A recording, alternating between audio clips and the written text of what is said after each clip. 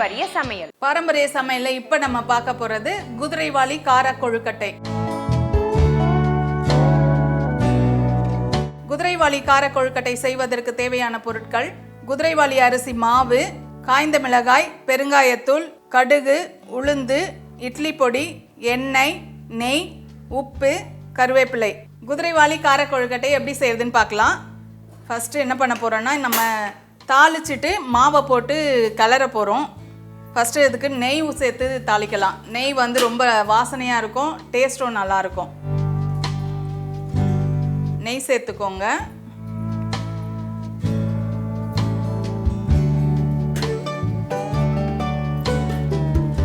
நெய் சூடானதும் கொஞ்சம் கடுகு சேர்த்துக்கோங்க.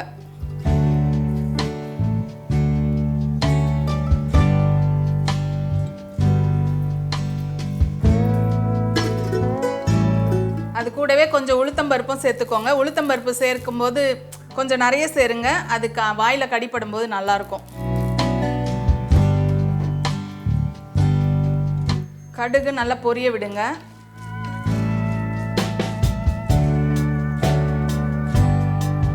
கடுகு பொரிஞ்ச பிறகு கொஞ்சம் காஞ்ச மிளகாய் சேர்த்துக்கோங்க. பொடியாக கட் பண்ணி சேர்த்துக்கோங்க. சேர்த்துட்டு அது கூடவே கொஞ்சம் கருவேப்பிலை சேர்த்துக்கோங்க. கொஞ்சம் பெருங்காயத்தூள் அதையும் சேர்த்து கிளறிக்கோங்க. கிளறிட்டு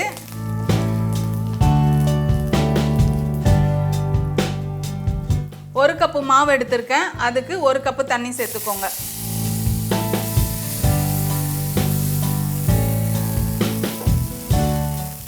இதுக்கு தேவையான அளவு உப்பு சேர்த்துக்கோங்க.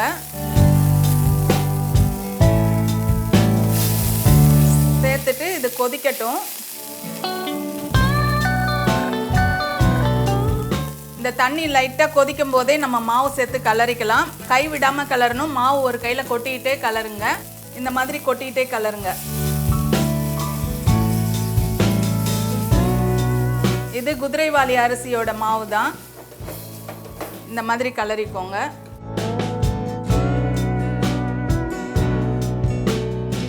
இந்த மாதிரி கலரிட்டு ஆஃப் பண்ணிடுங்க. ஆஃப் பண்ண பிறகு ஆறின பிறகு நம்ம இதை நல்லா பிசைஞ்சிட்டு கொழுக்கட்டை சின்ன சின்ன உருண்டையாக உருட்டி ஆவியில் வேக வைக்க போகிறோம். இதை ஆறிடுச்சு. இப்போ என்ன பண்ணுங்க, கொஞ்சம் நல்லா பிசைஞ்சா மாதிரி நல்லா உருட்டிக்கோங்க, நல்லா பிசைஞ்சிக்கோங்க.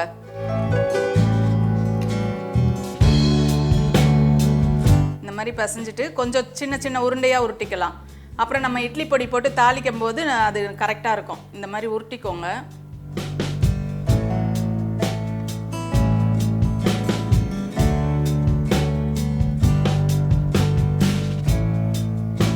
இந்த குதிரைவாலி அரிசி வந்து ரொம்ப எனர்ஜியாக இருக்கும். இதில் நம்ம எந்த உணவு சாப்பிட்டாலும் எனர்ஜியாக இருக்கும். இன்னொன்று, நம்ம ஜுரம் வந்துட்டு எதுவுமே சாப்பிடாமல் இருப்போம் இல்லைங்களா, அப்போ வந்து நம்மளுக்கு ரொம்ப டயர்டாக இருக்கும். அந்த சமயத்தில் இந்த குதிரைவாலி அரிசியை கஞ்சியாக வச்சோ இல்லை சாதமாக வச்சு ரசம் ஊற்றி கொடுத்தாங்கன்னா அந்த எனர்ஜி, அந்த டயர்டே இருக்காது. பசி தன்மை போய் நல்ல எனர்ஜியாக இருக்கும். அதுவும் இல்லாமல் இது வந்து சர்க்கரை அளவை கட்டுப்படுத்தும். சர்க்கரை அளவு அதிகமாக இருக்கிறவங்க இந்த சிறுதானியத்தை சேர்த்துக்கோங்க. முக்கியமாக இந்த குதிரைவாலி அரிசியை சேர்த்துக்கோங்க. இன்னொன்று, கெட்ட கொழுப்பை கம்மி பண்ணும். நம்ம உடம்புல கெட்ட கொழுப்பை சேர விடாது. இந்த மாதிரி எல்லா மாவையும் இந்த மாதிரி உருட்டி வச்சுக்கோங்க.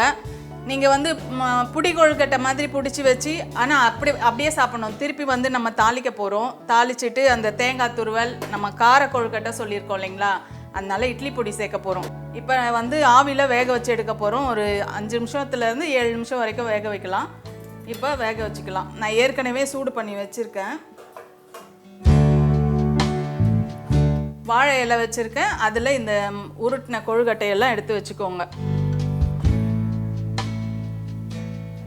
நம்ம சிறுதானியத்தில் பண்ணியிருக்கோம். அதுவும் குதிரைவாலி அரிசி மாவில் பண்ணியிருக்கோம். இது ரொம்ப செரிமான தன்மை அதிகம். அதாவது இது சாப்பிட்டோம்னா சீக்கிரம் செரிச்சிரும். இப்போ மூடி வச்சுட்டு ஒரு 5லேருந்து 6 நிமிஷம் இல்லைன்னா 7 நிமிஷம் வரைக்கும் வேக வைக்கலாம். வேக வச்சுட்டு அதுக்கப்புறம் திருப்பி கார கொழுக்கட்டை செய்யணும் இல்லைங்களா, இட்லி பொடி போட்டு கலர போகிறோம். 7 நிமிஷம் ஆயிடுச்சு. வெந்துருச்சான்னு பார்க்கலாம்.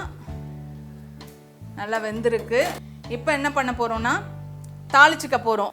இன்னொரு கடாயில் நம்ம கொஞ்சமாக நெய் ஊற்றிக்கலாம். நெய் ஊற்றிக்கலாம், இல்லைன்னா எண்ணெய் ஊற்றிக்கலாம். நெய் சூடான பிறகு இந்த வேக வச்சு இருந்தோம் இல்லைங்களா, அந்த கொழுக்கட்டையை அப்படியே அதில் சேர்த்துருங்க.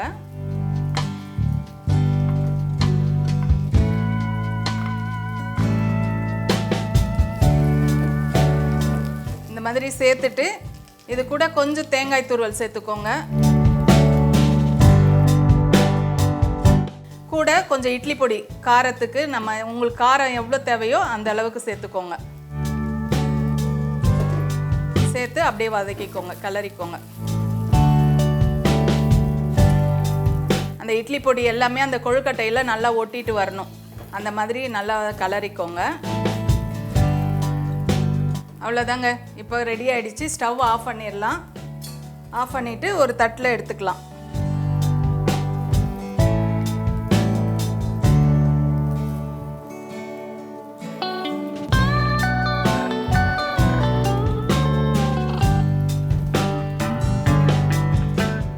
சத்தான குதிரைவாலி கார கொழுக்கட்டை ரெடி ஆயிடுச்சு.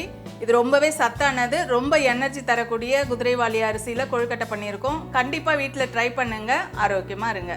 அடுத்து வித்தியாசமான பாரம்பரிய உணவோடு உங்களை சந்திக்கிறேன். லைக் பண்ணுங்க, ஷேர் பண்ணுங்க, உங்கள் கருத்துக்களை கமெண்ட் பண்ணுங்க. மறக்காம கண்டிப்பாக சப்ஸ்கிரைப் பண்ணுங்க.